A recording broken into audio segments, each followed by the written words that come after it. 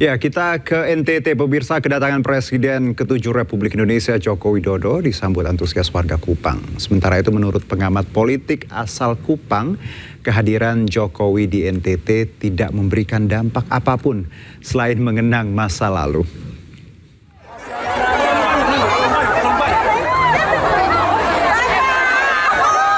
Setelah berkeliling Lampung Juni lalu, safari politik Jokowi berlanjut. Kali ini Presiden ke-7 RI itu bertandang ke kota Kupang, Nusa Tenggara Timur. Dan seperti inilah antusiasme warga Kupang menyambut Jokowi.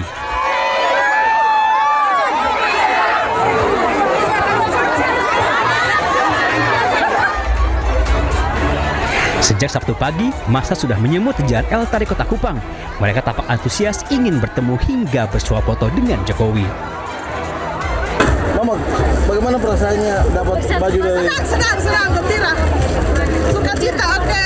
Datang di JFD dari jam berapa, Mama? Dari jam 6. Walaupun disambut meriah warga Kupang, namun menurut pengamat politik asal NTT Yonatan Lopo, kunjungan Jokowi ke NTT tidak memberikan manfaat bagi kesejahteraan warga NTT.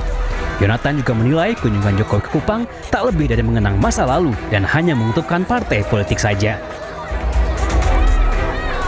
Saya kira kunjungan Pak Jokowi tidak lebih dari sekedar nostalgia. Jadi saya kira hanya sebatas itu kita menerima kunjungan Pak Jokowi. Di luar itu saya kira tidak banyak yang bisa kita harapkan dari seseorang yang sudah tidak lagi berkuasa sebagai seorang presiden. Jadi kita perlu untuk memisahkan itu. Tetapi bagi PSI tentu saja mereka berkepentingan untuk menata barisan, mesin politik dan sebagainya dalam rangka konsolidasi untuk menuju pemilu yang akan datang. Sementara itu menurut Mahfud MD, sebagai warga negara, Jokowi memiliki hak politik untuk melakukan kegiatan politik apapun, asalkan tidak dibiayai negara.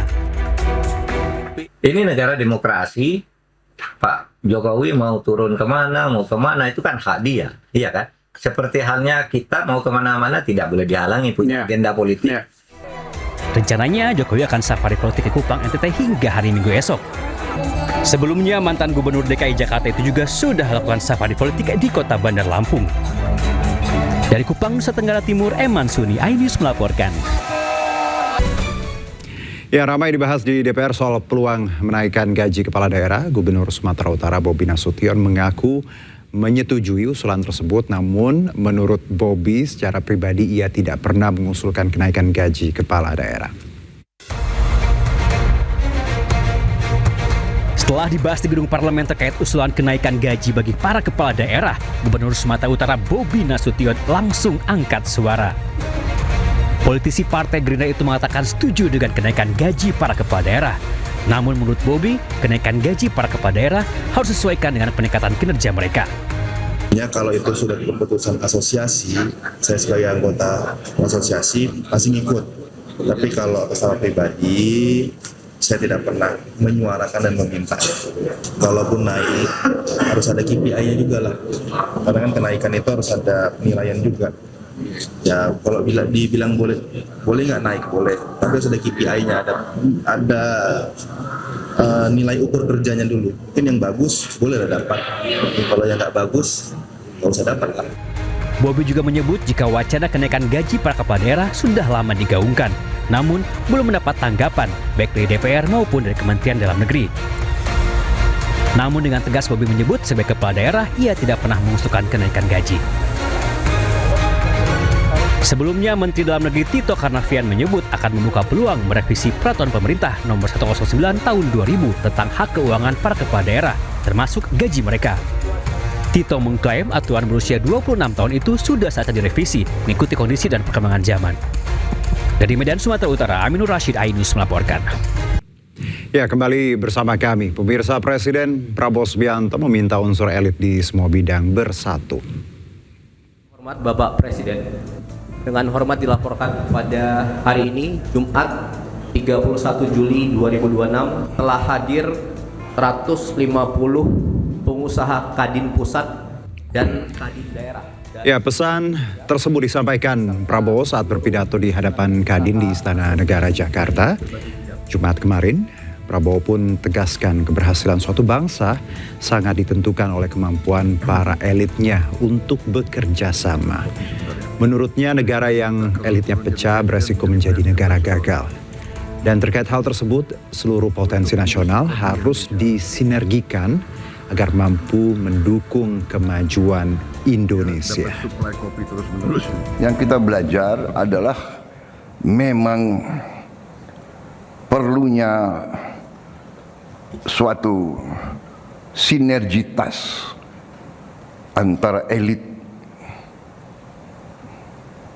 Perlunya ada kerjasama, kolaborasi. Semua bangsa yang berhasil, elitnya bisa kerjasama. Semua negara yang gagal, elitnya ribut. Apa yang kita maksud dengan elit? Elit adalah unsur pimpinan. Jadi elit bangsa adalah elit politik, elit ekonomi, elit intelektual, elit agama, elit budaya, elit seni,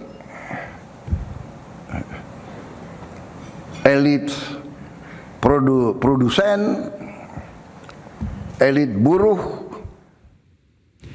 Dan pemirsa, Badan Gizi Nasional kembalikan uang 311,2 miliar rupiah ke kas negara dari hasil penelusuran 414 temuan Satuan Pelayanan Pemenuhan Gizi yang bermasalah. Kepala Badan BGN, Bapak Mayor Jenderal TNI Trenggono, pada siang hari ini kita akan melaksanakan jadi ribuan rekening.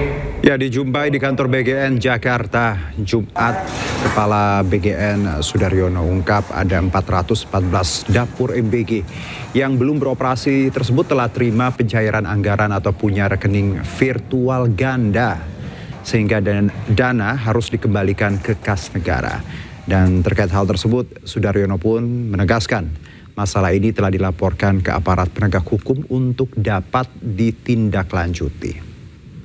Kami telah menemukan adanya 400, bisa ditampilkan, 414 SPBG atau dapur yang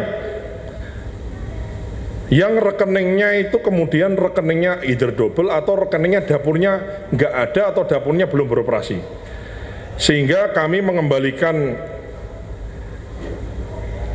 uang negara, uang rakyat sebanyak 311 miliar 246.295.184 rupiah. Baik, kita lanjutkan pemirsa. Kejaksaan Agung terus dalami dugaan tindak pidana pencucian uang yang menjerat mantan Jaksa Agung Muda Tindak Pidana Khusus Febri Adriansyah.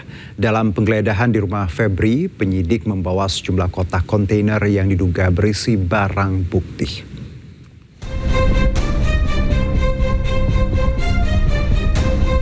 Penggeledahan dilakukan di rumah mantan Jampitsus Febri Adriansyah di kawasan Jakarta Selatan. Proses penggeledahan berlangsung selama 3 jam, mulai pukul 18.30 hingga 21.30 waktu Indonesia Barat. Dari lokasi, penyidik menyita dokumen-dokumen yang diduga berkaitan dengan dugaan tindak pidana pencucian uang. Menurut Kepala Pusat Penerangan Hukum Kejaksaan Agung Anang Supriyatna, dokumen yang disita akan diajukan penetapan penyitaan ke Pengadilan Tipikor sebelum dianalisis untuk memperkuat alat bukti dalam penyidikan. Pada hari Jumat 31 Juli 2026, tim penyidik telah melaksanakan tindakan penggeledahan di salah satu rumah milik saudara Epa di daerah Rajo Dalam. Berdasarkan surat perintah penyidikan yang telah diterbitkan dalam perkara dugaan tindak pidana pencucian uang atau TPPU, dari hasil penggeledahan tersebut, penyidik melakukan penyitaan terhadap sejumlah dokumen yang diduga memiliki keterkaitan dengan perkara yang sedang disidik. Selanjutnya, sesuai dengan ketentuan hukum acara, penyidik akan mengajukan permohonan persetujuan penyitaan kepada Pengadilan Tindak Pidana Korupsi. Dokumen-dokumen tersebut nantinya akan dianalisis dan digunakan sebagai alat bukti guna memperkuat pembuktian serta konstruksi perkara yang sedang ditangani. Kasus ini merupakan pengembangan dari penyidikan dugaan TPPU yang menjerat Febri Adriansyah. Sebelumnya, Febri telah ditetapkan sebagai tersangka dan ditahan di rutan KPK. Tim Liputan iNews melaporkan.